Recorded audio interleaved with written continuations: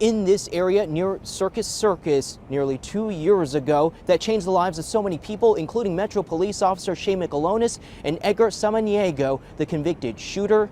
Friday's sentencing hearing focused on how permanent those changes are.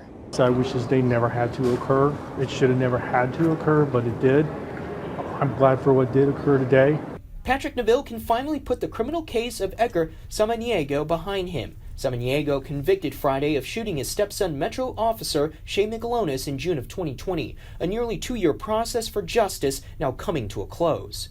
We have this behind us now. We still have Shay, his medical care, and that will go on for the rest of his life. Police say Samaniego shot Shay randomly during a Black Lives Matter protest. During the sentencing hearing, 3 members of Shay's family asked the judge for a tough sentence. His biological father making clear the toll the shooting has had on the family. The one shot that changed the lives of 5 people. Shay and his family got a life sentence with no parole. His mother revealing for the first time publicly Shay would face permanent disability.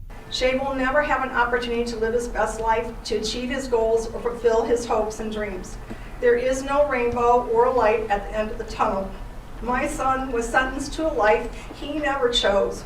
In the courtroom was Shay himself in a motorized wheelchair. Neville says it was Shay's decision to come as a measure of closure, even though he couldn't speak for himself. I'm glad to see him sit in that courtroom and listen to what the judge handed out. Judge Carly Kearney sentencing Samaniego to 20 to 50 years in prison, the state's recommendation. There was no reason for this to happen, and he didn't deserve this. Samaniego, in his statement to the court, expressed remorse and detailed his struggles with drugs while asking for leniency. He apologized. If it were possible, I would take his place so he can continue his career and also continue to enjoy his life.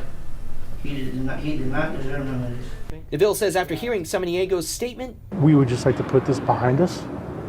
I listened to what he had to say. Shay listened to what he had to say. The family listened to what he had to say. I'll take it for what he had to say. Officer Shay's family says they will continue to focus on his well-being and his continuing recovery. Reporting near the Strip, I'm Jeremy Chen.